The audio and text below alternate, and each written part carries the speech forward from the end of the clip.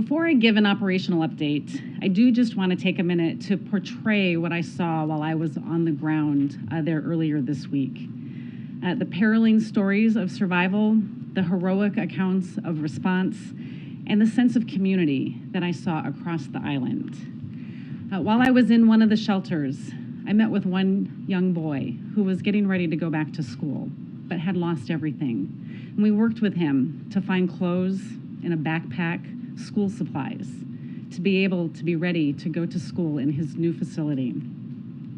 It's stories like these that let you know that this is more than just the visual impact of what we're seeing on television, more than the visual impact of the burned landscape. It's the level of devastation from this fire and the feeling of loss from such a culturally rich community that was really palpable everywhere that I went. And while the people of Hawaii are in mourning, and as we mourn as a nation with them, I am filled with hope as they bravely begin to take the steps that are needed to heal and recover. I also want to commend the heroic first responders, many of whom lost their residences while they were battling the blaze and helping to support those that were fleeing to safety. Now, it's important to remember that this is still a very active and dynamic situation, and our FEMA urban search and rescue teams are working closely with the state to help account for those who are still missing. Given the conditions and the need for additional resources, we will have at least 40 canine search teams on the island, in addition to hundreds of search and rescue personnel, with more on the way. We're working carefully to search the affected areas thoroughly and compassionately, while respecting all of the cultural sensitivities.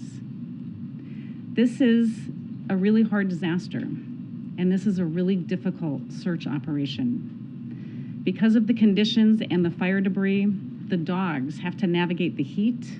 They have to deal with issues with their paws, walking through glass and debris. And in these conditions, the dogs require frequent rest, which is why we are sending in additional dogs to augment the operation. In addition to them, 30 specialists from the HHS mortuary teams are already in Maui and will soon be joined by the mortuary specialists from the Department of Defense. These experts are going to be able to help identify loved ones. Now, I want to be honest with everyone. This is also going to be a very long and hard recovery. But our federal, state, and local partners are working around the clock to help all of those who have been impacted by this disaster. From the beginning of this event, my regional administrator has been on the ground and has been leaning forward to support those in need. As he always does, President Biden directed me to move quickly and push as many resources into the area so we could help people as soon as possible that were impacted. Since the news first broke about the fire, I have been in constant communication with President Biden to provide him real-time updates of the situation, both while I was on the ground and to inform him and his team of the support that we are providing to the community. And I want everybody to know this: the President, FEMA, and the entire federal family will be there to support the people of Hawaii as long as we are needed. Now, just a couple of operational updates for everyone. Today, FEMA's Associate Administrator for Response and Recovery, Ann Bink, and Region 9 Regional Administrator Bob Fenton are both on the ground. To date, we have mobilized millions of liters of water and food. We have deployed more than 700 personnel to the disaster, with more than 600 already on the island. We have given out $2.3 million in assistance to families, and we have approved over 1,300 registrations for assistance. We launched our Transitional Sheltering Assistance Program, and this will complement the state's fire relief housing program for residents. And we also authorized critical needs assistance to make sure that we're putting money in the hands of survivors. We also launched a joint task force to assist the state in ensuring that the housing assistance that survivors are eligible for, whether it's through FEMA's programs or the state programs, that it will be seamless to the survivor and they don't have to figure out who they're supposed to call for help. But I also need all of your help. I need you to help us get the word out and encourage more people to apply for assistance. Please help us spread the word to residents of Maui and encourage them to register for assistance with FEMA with either our staff on the ground, through our website at disasterassistance.gov, or by calling 1-800-621-3362. We also opened our first... Sorry, can you please repeat the number? Yep, 1-800-621-3362 or 1-800-621-FEMA. We also opened our first disaster recovery center. What these facilities are they are brick and mortar locations that have federal, state, nonprofit partners that will all be co-located where people can register for assistance and help get additional support. And this is an important first step in their recovery process. We're also cognizant of the fact that the fires have completely upended people's lives, and that this is especially true for young children of Hawaii who are unable to return to school in their affected areas, similar to the young boy that I talked to you about. As both a grandmother and a mother myself, my heart breaks thinking about the tragedy that they have gone through and their road ahead. Children's Disaster Services has already deployed 2 teams in partnership with the American Red Cross to provide care and a safe and a reassuring presence in our shelters. And I am certain that this will bring ease and comfort to the parents that are still coping with the gravity of the situation with such devastating loss and want to provide some sense of stability to their families. Additionally, the Red Cross, in coordination with Maui County, continues to support staff in 5 shelters where food, water, hygiene kits, and other essential resources are being provided to individuals. We are also coordinating these services so that anybody who leaves a shelter for a hotel or other place to stay will be eligible to receive the same level of services being offered at these shelters. Our partners at HUD are also supporting the people of Hawaii by providing a 90-day moratorium on foreclosures of Federal Housing Administration insured mortgages and home equity conversion mortgages. This is also another very important step in their recovery process. And lastly, debris removal is going to be a critical aspect of this recovery. We have mission assigned both EPA and the Army Corps of Engineers to start the process of debris collection and planning for removal. We are also mindful, and I stress this to my team every day and every time I talk to them, that we need to continue to ensure that we have a strong respect and awareness of the Native Hawaiian cultures and history during our response and recovery processes. And I want the people of Hawaii to hear it from me. FEMA and the federal family are here to be with you, and we will be with you every step of the way. So to close, to the people of Hawaii, I promise you this. We will do everything we can to continue to help you rebuild on the island, and the island that you call home. Together with our state, federal, and volunteer partners, we will continue to provide support to Hawaii for as long as is necessary. But the people of Hawaii, they deserve a recovery that not only addresses their immediate needs, but that positions them as an example of resilience, strength, and resolve. Thank you, and with that, I'll take any questions. Thanks, Administrator Criswell. I heard everything you said about all the resources that are being brought to bear, but we keep interviewing survivor after survivor who says that either they didn't see any government personnel or assistance for days, or that they still haven't. How do you explain the disconnect between what they're saying and what you're saying about all the resources that are there in Maui? I think you need to understand that this community is going through an amazingly traumatic event. I can tell you that we have personnel that are on the ground year-round and embedded in with the state as soon as the fire started, so we could continue to understand what resources were needed and help move them in. The Coast Guard conducted 17 rescues that day and supported 40 additional rescues. And so they were there Tuesday helping these people escape the flames that they were experiencing. We have staff in the shelters. I met with many of the individuals. They're right there. Our staff are walking and talking to the people and helping them register for assistance. We also have our voluntary agencies like the United Way and the American Red Cross that are there. And we know that we need to get to everybody. There's also people that are staying with family and friends. staying with residents in other parts of the island, and that's why our teams will continue to go out into the communities to make sure everybody that needs assistance can get assistance. I think the Disaster Recovery Center is going to be one way that they have a place and a focal point that they can come get their questions answered instead of just going to a shelter, which is what's been available right now. I know that FEMA takes a backseat to states in situations like this, but Hawaii is a small state. Does Hawaii have the staffing and the expertise to lead a recovery effort of this magnitude? Again, we've been embedded with them. We actually have personnel that integrate in year-round with them to help maintain their capacity, but we also recognize that this is a large event for them, and they are a small state. They have asked for assistance from some of our other states, and I can say like California, Cal OES is sending one of their incident management teams to embed with Maui Emergency Management to help give them the capacity, help give them some of the relief they need, and help develop that structure to maintain this longer-term response. Could the state turn leadership of the recovery effort over to FEMA if they wanted to? I don't think we would ever want that, right? This is their community. We want to be able to support them, and we will be there to support them throughout this recovery process.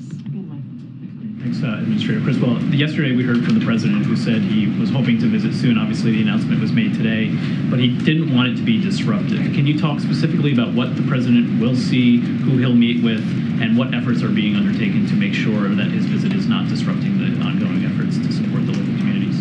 Yeah, I mean, as I have been briefing the president, I have been explaining to him the dynamics of the situation on the ground and the ability to make sure that we give the space to our search and rescue teams to continue to be able to account for everybody that is missing. I know when the president travels, he's going to be able to bring hope, and he's going to speak with the governor and the state's first lady and talk to survivors and hear their stories. And it's that level of hope that I think is going to really be a positive impact for this community.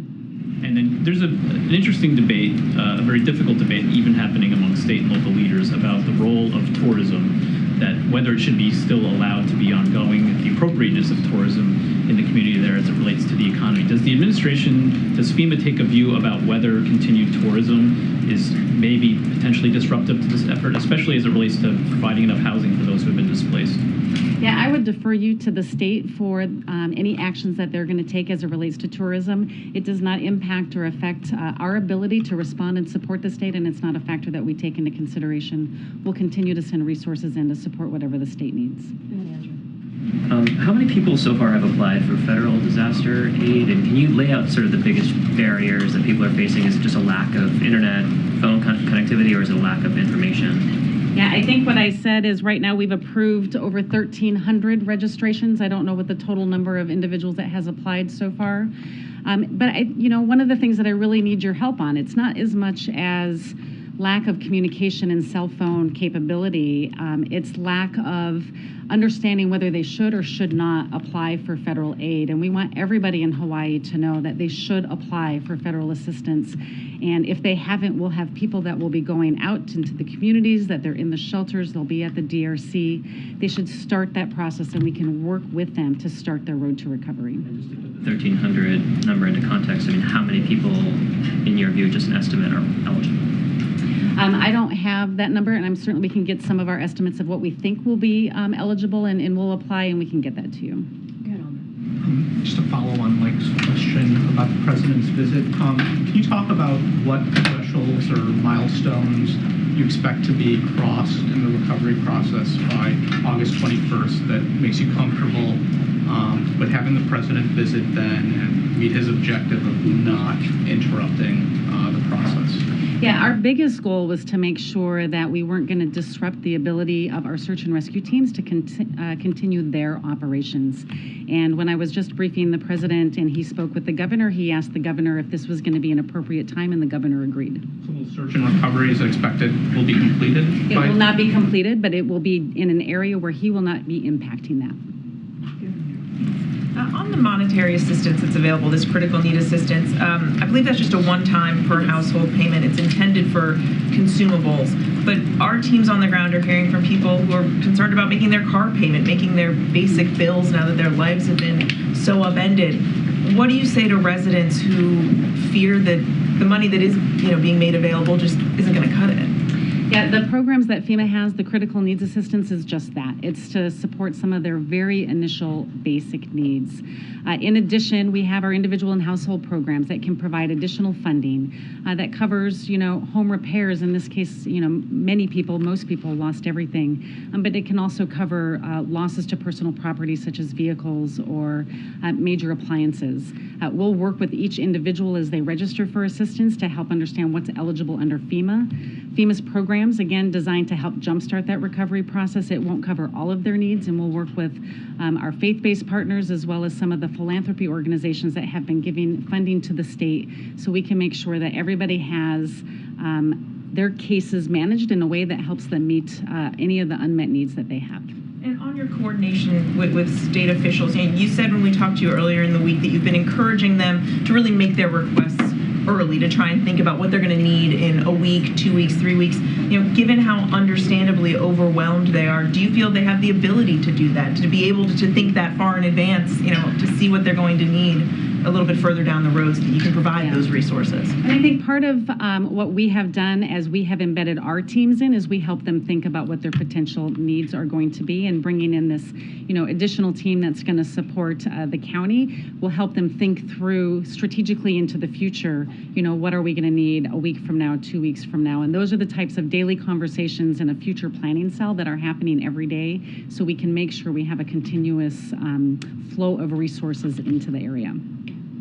I know your focus right now is on the response, but it does seem like there are some questions emerging about how these fires began and how they were able to spread so devastatingly, including questions about the sirens that went off and also about faults in the utility grids. In your conversations with the president and in his conversations that you've been there for with the governor, how interested is he in accountability for what happened? Does he want to get to the bottom of that? And is that something that he's asking your team or other teams to look into?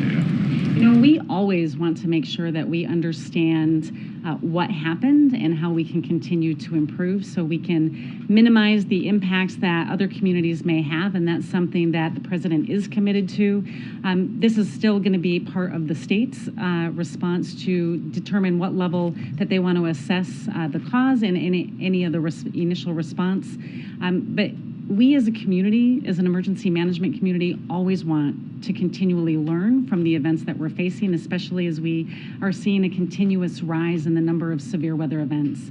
That way we can put the measures in place to either make communities more fire resistant, that we can mitigate against some of the other damages or the other threats that we're going to face in the future, and we can reduce the impacts that these communities are going to see, but also help individuals understand what the future risks are that they could potentially face, and they can take the proper measures to make sure that they are prepared, them and their families, to protect themselves. You said on Monday that you were going to need some additional funding so that you don't have to push some projects into next fiscal year. Do you have an estimate for how much is going to be needed? I think the administration supplemental request has gone up. I believe our initial request was in there for $12 billion. Again, we have enough funding to support the ongoing response efforts because we take events like this into consideration. But it would delay, if we don't have additional funding, it would delay some of the recovery projects and push them into next year. Beyond that $12 billion, though, you're going to need more beyond that? We may potentially need more beyond that, and my team is assessing that now. I'll take one last question. Way in the back. Hi. You mentioned there will be a long recovery. Can you talk about the mental health aspect of it, the assistance that the federal government will provide, and how people can access that? The mental health aspect, is that what you asked? Yeah, this community is going through one of the worst things that we could possibly imagine, and the mental health concerns are real, and the mental health concerns are a priority for the governor and his team. We have, as part of our programs, the ability to bring in mental health services through our crisis counseling program, but the American Red Cross has also brought in mental health specialists, and as they continue to support the state's sheltering operations, what they are doing is they are embedding mental health specialists to make sure that they can help address some of the immediate concerns and needs that these community members are having.